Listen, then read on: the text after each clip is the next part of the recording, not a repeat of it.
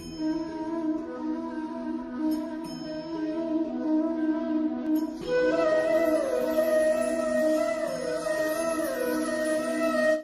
Everyone, how are you? कैसे हैं आप सभी? आई होप सभी अच्छे होंगे, स्वस्थ होंगे। मैं डॉक्टर प्रतिभा आप सभी का स्वागत करती हूं अपने चैनल संभव पर। आज जो प्रेरक शब्द हम आप लोगों के लिए लेके आए हैं वो हैं साउथ अफ्रीका के प्रथम अश्वेत भूतपूर्व राष्ट्रपति नेल्सन मंडेला की। उनका मानना था कि शिक्षा सबसे शक्तिशाली हथियार है जिसका उपयोग आप दुनिया को बदलने के लिए कर सकते हैं। यानी शिक्षा के द्वारा ही हम हर असंभव प्रयास को संभव बना सकते हैं, हम दुनिया को बदल सकते हैं। इसीलिए शिक्षा एक बहुत ही ज़्यादा महत्वपूर्ण तत्व है हमारे जीवन के लिए, जिसे सभी को प्राप्त करना बहुत ही ज़्यादा आवश्यक है। इसी के साथ ही हम अपनी वीडियो को शुरू करते हैं।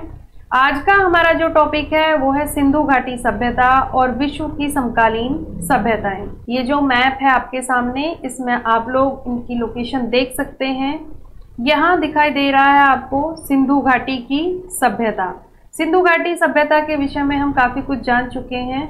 आज हम जानेंगे जो विश्व की उसकी समकालीन सभ्यताएं थी उनके विषय में। सबसे पहले इनकी लोकेशन जान लेते हैं। तो मैप में देखते हैं, ये है हमारी सिंधु घाटी की सभ्यता। वहीं अगर हम यहाँ देखते हैं तो ये है हमारी मेसोपोटामिया सभ्यता, यहाँ है हमारी मिस्र सभ्यता, यहाँ है हमारी क्रीट सभ्यता और इधर जो दिखाई दे रही है वो है हमारी चीनी सभ्यता। अब सबसे पहले देखते हैं मेसोपोटामिया सभ्यता को। मेसोपोटामिया सभ्यता जो थी उसका विकास फरात और दजला दो नदियों के बीच में हुआ था, जैसा कि आप इस चित्र में देख सकते हैं। मेसोपोटामिया सभ्यता की एक ओर फरात नामक नदी बहती थी और दूसरी ओर दजला नामक नदी बहती थी। मेसोपोटामिया सभ्यता के विकास की बात करें तो ये लगभग 5000 ईसा पूर्व से लेकर 2000 ईसा पूर्व तक मेसोपोटामिया सभ्यता का विकास हमें देखने को मिलता है। मेसोपोटामिया सभ्यता की बात करें तो मेसोपोटामिया सभ्यता की जो मुख्य चीज थी वो थी उनकी अंकन लिपि, जिसे बोलते थे क्यूनिफॉर्म चिन्ह। यानी उनकी जो प्रतीक बनाने की शैली थी, जो लिपि थी, वह बहुत ही महत्वपूर्ण थी। इसे बोलते हैं अंकन लिपि या क्यूनिफॉर्म लिपि। क्यूनिफॉर्म लिपि या कीलाक्षर विश्व में लिखने की प्राचीनतम विधियों में से एक है। 6ठी-7वीं शताब्दी ईसा पूर्व से लगभग 1000 वर्षों तक ईरान में किसी न किसी रूप में इसका प्रचलन रहा। प्राचीन फारसी या अवस्थाई के अलावा मध्य युगी फारसी या ईरानी भी इसमें लिखी जाती थी। इस लिपि का विकास मेसोपोटामिया एवं बेबीलोनिया की प्राचीन सभ्य जातियों ने किया था।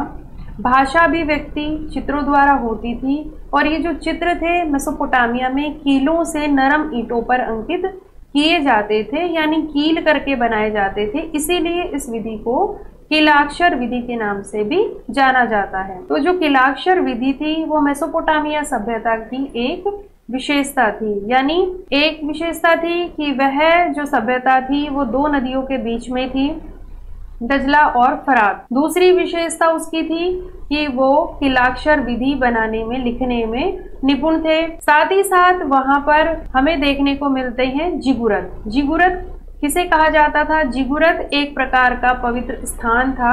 आप मान सकते हैं कि जैसे हमारे यहाँ मंदिर होते हैं उसी प्रकार से इनके यहाँ जिगुरत का निर्माण किया जाता था। जिगुरत के ऊपर ये सबसे ज्यादा टॉप पर जो है वह पवित्र स्थान जहाँ पर नगर का देवता निवास करता है। वहीं जो जिगुरत में जाते थे, यानी उस देवता के दर्शन करने के लिए जो लोग जाते थे, वो आप इस चित्र में देख सकते हैं कि मंदिर में जाते हुए लोग किस प्रकार से लाइन लगाकर जा रहे हैं। और ये जो जिगुरत है ये लगभग 21 मीटर ऊंचा बना हुआ है। यह जो जिगुरत परंपरा थी यह भी मेसोपोटामिया सभ्यता की एक महत्वपूर्ण विशेषता थी। इसके साथ ही साथ अगर हम मेसोपोटामिया सभ्यता और हड़प्पा सभ्यता में संबद्धता देखें कि दोनों में क्या क्या संबद्धता थी, तो उसके अनुसार हम देख सकते हैं कि जो फारस की खाड़ी के उत्तर में स्थित आधुनिक इराक को प्राचीन काल में मेसोपोटामिया कहा जाता था। मेसोपोटामिया यूनानी भाषा के दो शब्दों मेसो प्लस पोटामिया से बना है। मेसो का अर्थ है मध्य और पोटामिया का अर्थ है नदी, यानी दो नदियों के बीच का जो भाग होता है उसे हम बोलते हैं मेसोपोटामिया। इस प्रकार मेसोपोटामिया का अर्थ हुआ दो नदियों के बीच का प्रदेश। ये दो नदियां अभी हम देख चुके हैं ऊपर चित्र में, दजला और फरात थी। इन नदियों के मुहाने पर सुमेरियन, मध्य में बेबीलोनिया और उत्तर में अरीसियन सभ्यताएं भी विकसित हुई थी। अगर हम बात करें मेसोपोटामिया सभ्यता और हड़प्पा सभ्यता की समानताओं की, तो ये दोनों सभ्यताएं ही नगरीय सभ्यताएं थी। दोनों के निवासी कांसे और तांबे के साथ साथ पाषाण के लघु उपकरणों का प्रयोग भी करते थे। दोनों के ही भवन कच्ची और पक्की दोनों प्रकार की ईंटों से बनाए गए थे। दोनों सभ्यताओं यानी मेसोपोटामिया सभ्यता और सिंधु सभ्यता के लोग चाक पर मिट्टी के बर्तन बनाते थे। दोनों को ही लिपि का ज्ञान था, यानी लिखने का जो ज्ञान था दोनों को ही था। लेकिन सिंधु सभ्यता की जो लिपि है उसको हम अभी तक पढ़ नहीं पाए हैं, यानी वो कैसी है, चित्रात्मक शैली है। उपयुक्त समानताओं के आधार पर व्हीलर ने सैंधव सभ्यता को सुमेरियन सभ्यता का एक उपनिवेश भी बताया था। वहीं अगर हम इन दोनों सभ्यताओं की असमानताओं की बात करें तो सिंधु सभ्यता के नगरों में मुख्यतः पकाई गई ईंटों का व्यवहार हुआ था, जबकि सुमेरी नगरों में कच्ची ईंटों का प्रयोग अधिक हुआ था। सुमेरी और सिंधु लिपि भी एक दूसरे से भिन्न थे। सुमेरी लिपि कीलनुमा थी तो सिंधु लिपि चित्रात्मक और सांकेतिक थी। हड़प्पा लिपि में 400 चिन्ह हैं, जबकि सुमेरी लिपि में 900 चिन्ह हैं। सुमेर में मंदिरों और पुरोहितों का महत्वपूर्ण स्थान था। जैसा अभी हमने देखा जिगुरत में उनके देवता निवास करते थे, यानी मंदिरों का निर्माण किया गया था।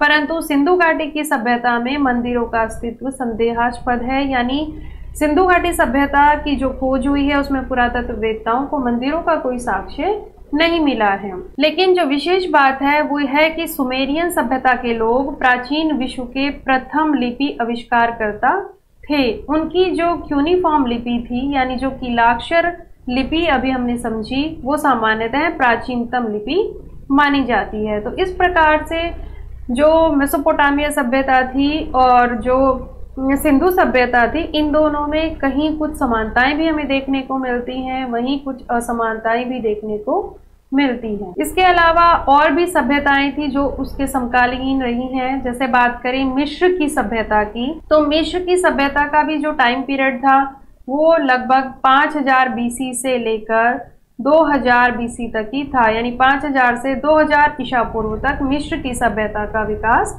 हुआ था। मिस्र की जो सभ्यता थी उसे नील नदी का वरदान कहा जाता है। मिस्र की सभ्यता की अगर हम बात करें तो आप इस चित्र में देख सकते हैं कि जो नील नदी है, नील नदी के आसपास का जो क्षेत्र है उसमें मिस्र की सभ्यता का विकास हुआ था। मिस्र की सभ्यता में जो खास बात थी, जो इनकी विशेषताएं थी, इसमें पिरामिड ये लोग बनाते थे। मिस्र की सभ्यता की जो सबसे महत्वपूर्ण बात है वो यही है कि यहाँ पर पिरामिडों का निर्माण किया जाता था। इन पिरामिडों में शवों को संरक्षित करने के लिए उनके शरीर पर नाइट्रोजन नामक पदार्थ का लेप लगाया जाता था और उसे पतले और मुलायम कपड़े से ढक देते थे, पूरा उसको रैप कर दिया जाता था। इस प्रकार के शरीर को ममी कहते थे और वो जो ममी थी उन ममी को ही ये लोग पिरामिड के अंदर रख देते थे। आप इस चित्र में देख सकते हैं ये पिरामिड हैं और ये जो पिरामिड है ये मिस्र के राजाओं के मकबरे भी माने जाते हैं। इनमें शवों के साथ साथ प्रयोग में आने वाली इनकी बहुमूल्य वस्तुओं को भी रखा जाता था। इन पिरामिडों की दीवारों पर कई प्रकार के सुंदर चित्र हैं जिनसे मिस्र की सभ्यता से संबंधित कई प्रकार की जानकारी भी हमें प्राप्त होती है। अब देखते हैं अपनी अगली सभ्यता, क्रीट सभ्यता। क्रीट सभ्यता की लोकेशन हमें यहाँ दिखाई दे रही है। क्रीट सभ्यता जिसे कि एक महान द्वीप सभ्यता भी कहते हैं। क्यों? क्योंकि ये एक द्वीप के रूप में सामने आती है। ये जो द्वीप है ये भूमध्य सागर के किनारे विकसित हुआ है। सबसे पहली बात इसकी टाइमलाइन की करें तो ये 3000 ईसा पूर्व से 1500 ईसा पूर्व तक विकसित हुई। इस सभ्यता का जो समय काल है वो हमें 3000 ईसा पूर्व से 1500 ईसा पूर्व मिलता है। अगर हम बात करें इसके विशेषता की, तो इस सभ्यता की जो सुंदर चित्रकारी थी, उस चित्रकारी के कारण यहाँ के बर्तनों की मांग जो थी वो दूसरे देशों में भी हुआ करती थी। यानी वो बहुत ही ज्यादा प्रचलित बर्तन थे जिनके ऊपर क्रीट सभ्यता की महत्वपूर्ण चित्रकारी की जाती। इसके अलावा हमारी अगली सभ्यता थी चीन सभ्यता। चीन सभ्यता का टाइम पीरियड भी लगभग 2500 BC था, यानी 2500 ईसा पूर्व के आसपास रहा था। चीन सभ्यता जो थी ये हुआंगहो नदी के किनारे पर विकसित हुई थी। चीन सभ्यता की कुछ खास बातें थी, जैसे कि चीन सभ्यता के जो लोग थे उन्होंने साटन के कपड़े और बांस पर लिखना सबसे पहले शुरू किया था। ये लोग साटन के कपड़े पर भी लिखते थे और बांस के ऊपर भी लिखते थे। आप इस चित्र में देख सकते हैं, बांस की बनी हुई चीनी पुस्तक है जिसके ऊपर इन्होंने लिखा हुआ है। इसके साथ ही साथ कागज का आविष्कार भी सर्वप्रथम चीन में ही हुआ था। चीन के लोग कांसे के बने बर्तनों में भोजन करते थे। वो बर्तन कुछ इस प्रकार के दिखाई देते थे। इसके अलावा इनकी जो लिपि थी वो कुछ इस प्रकार की थी, जैसे ये लिखा हुआ है चीनी अक्षर किताब। जो ये लिपि थी ये आज भी वहाँ प्रचलित है। आज भी काफी कुछ उनकी जो भाषा है, जो बोली है, वो इसी प्रकार से लिखी जाती है। तो इस प्रकार से हमने देखा कि जब भारत में सिंधु सभ्यता विकसित हो रही थी, फल फूल रही थी, उसी समय विश्व में अनेक सभ्यताएं भी विकसित हो रही थी और उनकी कुछ महत्वपूर्ण बातें हमने जानी कि उनकी महत्वपूर्ण बातें या उनकी महत्वपूर्ण विशेषताएं क्या थी। अब बात कर लेते हैं आज के क्विज की। और आज का हमारा जो क्विज है उसमें आज का जो हमारा क्विज है वो है कि कागज का आविष्कार सर्वप्रथम कहाँ हुआ था। आप इसका आंसर हमें कमेंट करके जरूर बताइएगा ताकि हमें मोटिवेशन मिले कि आप लोग हमारी वीडियोस को बहुत ही ध्यान से देख रहे हैं और आप लोग उनसे कुछ ना कुछ जानकारी भी इकट्ठी कर रहे हैं। अब टाइम है हमारे पहले क्विज के आंसर का। तो हमने आपसे पहले क्विज में पूछा था कि जो सिंधु घाटी सभ्यता थी वो किस प्रकार की सभ्यता थी। उसका आंसर था नगरीय सभ्यता। अगर आपको हमारी वीडियोस अच्छी लग रही हैं तो प्लीज आप इन्हें लाइक, शेयर और सब्सक्राइब जरूर कीजिएगा। इसके साथ ही साथ अब हमें आज्ञा दीजिए। Thank you.